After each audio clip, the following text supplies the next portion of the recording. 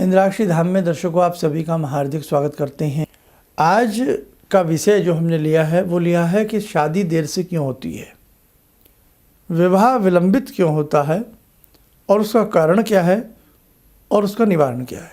लेकिन शादी होने के बाद उसका सुख मिलना, शादी हो गई और सुख ना मिले तो सिर्फ नाम के लिए दरोगा हैं, नाम की शादी हुई है। शादी हो और शादी के बाद हमें संपूर्ण तरीके से सुख मिले।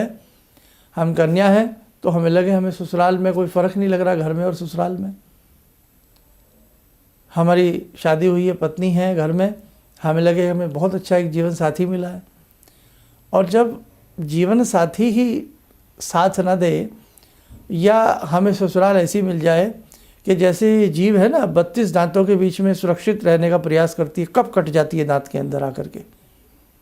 हम इस प्रकार से रहें, जान बचाते रहें, लोगों को खुश करते रहें, हर समय मानसिक पीड़ा हम झेलते रहें, अपमान हम झेलते रहें, तो हमें लगता है भाई इससे बढ़िया तो शादी नहीं होती तो अच्छा था।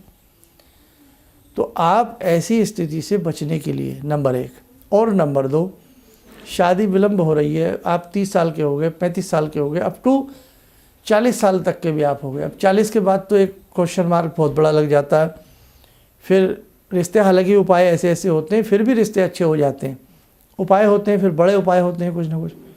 लेकिन 35 साल तक एक गुंजाइश भाव रहती है। हालांकि 35 को भी ओवर एज माना जाता है हमारी सोसाइटी में, लेकिन आज बच्चों की पढ़ाई ऐसी हैं, डिग्रियां ऐसी हैं कि उसमें एक लंबा समय लग जाता है। करीब करीब कई बच्चे 30 साल तक की कगार पर आ जाते हैं। और कई बार बीच में आपकी जॉब आ जाती है कि नहीं मम्मी, नहीं पापा, नहीं पिताजी, नहीं मामा जी, जब मुझे अच्छी जॉब मिलेगी तब मैं करूँगा, मुझे अपने मतलब का पार्टनर साथी मिलेगा तब करूँगा।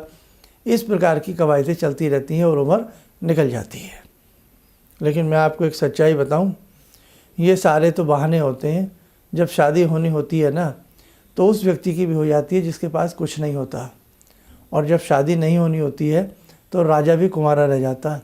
हमारे देश में ऐसे अनेकों नेता हैं जो बड़े राजनीतिक क्षेत्र के बड़े राजा हैं, लेकिन विवाह नहीं हुआ है। क्या कमी थी, है ना, क्या कमी है। आज भी ऐसे कई लीडर हैं, आप सब जानते हैं, मैं क्या बताऊं। तो कहने का भाव ये संयोग है, इस संयोग को हम प्रारब्ध से तोलें। कुंडली एक बहुत बड़ी रिसर्च है, बहुत बड़ा विज्ञान है, बहुत बड़ा रहस्य है। इसलिए संतान और विवाह ये बहुत भाग्य से मिलते हैं। जीवन और मृत्यु ये सुनिश्चित हैं, सब इनका अधिकार क्षेत्र परमपिता परमेश्वर के हाथ में है, किसी के हाथ में नहीं है। मेडिकल साइंस धरी रह जाती है। अब देखो कैसे कोरोना आया, मेडिकल साइंस का क्या हाल हुआ, सब हाथ खड़े हो गए, सबके हाथ खड़े हो गए, कुछ है ही नहीं, कोई इलाज ही नहीं है, अपनी सुरक्षा ही अपना इलाज रहा है। कहने का भाव कि कुछ चीज़ें प्रकृति ने, परमात्मा ने अपने हाथ में संजोई हैं जहाँ व्यक्ति का कोई बस नहीं चलता। लेकिन हम कारण ढूंढ सकते हैं, हर चीज़ का कारण तो पता लग सकता है ना कि भाई ये बीमारी कहाँ से आई, ये कारण क्या बना, या हमारी शादी नहीं हुई इसका कारण क्या है। और जब कारण मिल जाता है ना तो ईश्वर की कृपा से कुछ ना कुछ उसका हमें निवारण भी मिलने लगता है।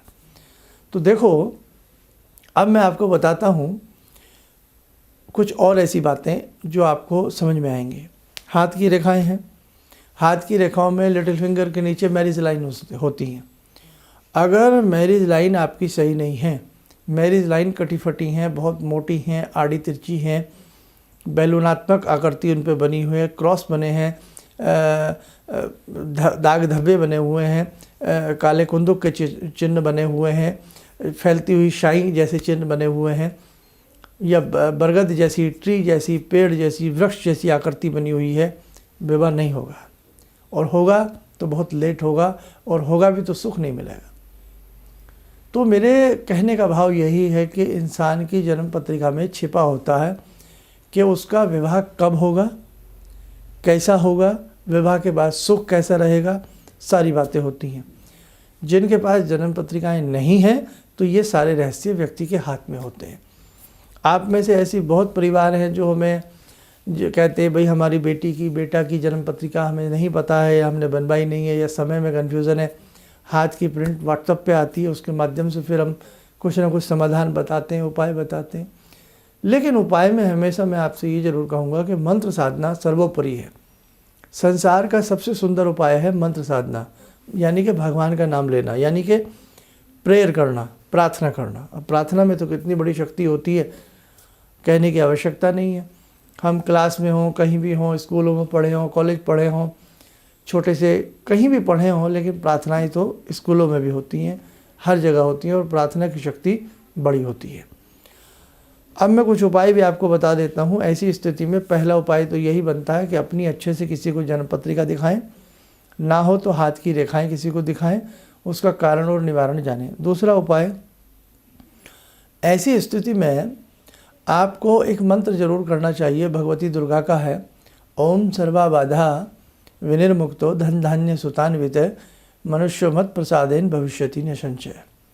ये दुर्गा सप्तशती में आपको मिल जाएगा और ये बहुत ही अच्छा मंत्र है। इस मंत्र के साथ दूसरा एक मंत्र और जोड़ लें, ओम ज्ञानी नामपि चेतांसी देवी, क्योंकि कई बार हमें पसंद नहीं किया जाता। हमें कोई देखने आ रहा है, हम अच्छे हैं, सब कुछ अच्छा है, लेकिन फिर भी हम पसंद नहीं किसी को आ रहे हैं, तो बड़ा मन टूटता है ना, मन दुखता है ना।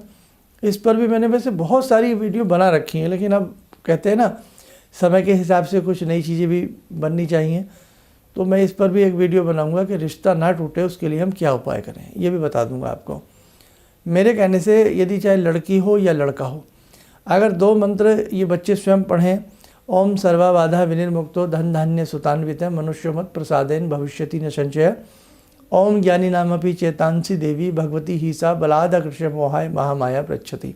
सुनने में बड़े से लग रहे हैं, लेकिन दुर्गा सप्तशती में जो सप्तश्लोकी दुर्गा है उसका प्रथम मंत्र है ओम ज्ञानी नामपि चेतांसी देवी, और सर्वबाधा भी मिल जाएगा आपको। तो कहने का भाव, इंटरनेट पे भी सर्च करोगे तो दोनों मंत्र ही आपको मिल जाएंगे। और अगर ऐसा भी आपसे ना, ये मंत्र पढ़ने कितनी देर होते हैं, 5-5 मिनट पढ़ लें, एक एक माला 3.25 महीने करें, रुद्राक्ष की माला से करें, भगवती दुर्गा का ध्यान करें, आए मंगलवार दुर्गा जी को लाल फूल फल आदि चढ़ाते रहें, कार्य सिद्धि हो जाती है। माँ बाप से बात कर लेते हैं, यदि कई बार बच्चे नहीं मानते इन बातों को, तो माता पिता क्या करें, माता पिता ऐसे बच्चों के लिए मंगल अनुष्ठान करवाएं, मंगल शांति करवाएं, मंगल पाठ करवाएं, तो घर में मंगल काम होता है, मंगल गान होता है, मंगल गीत होता है। या किसी मर्मज्ञ से भगवान श्री गणपति की शुद्ध आराधना पूछें सौम्य, और उस आराधना को करें, तो भी मैंने देखा है कि कार्य सिद्धि बहुत शानदार तरीके से होती है। नहीं अगर कुछ भी समझ में आता तो आप कम से कम 3.25 महीने या 2.25 महीने ओम गंग गणपतये नमः भगवान श्री गणपति का शुद्ध और सौम्य मंत्र है, इस मंत्र को 11 माला करें और हर दिन 11 दुर्वा चढ़ाएं, और हर बुधवार भगवान श्री गणपति को नारियल की गिरी और 2 लड्डू चढ़ाएं, और 3.25 महीने में जितने भी बुधवार हैं ऐसा करें, 11 माला 3.25 महीने तक करें। फिर किसी ब्राह्मण को बुला करके यज्ञ करा दें, या ऐसा संभव ना हो तो अंतिम में दिन आप माला बढ़ा करके करें, थोड़ी सी 11 की जगह 21 कर दें, और उस दिन गौशाला में चारा डालें, पक्षियों को दाना डालें, और मंदिर जाकर भगवान श्री गणपति को फल फूल आदि चढ़ाएं, आपका कार्य सिद्ध हो जाएगा।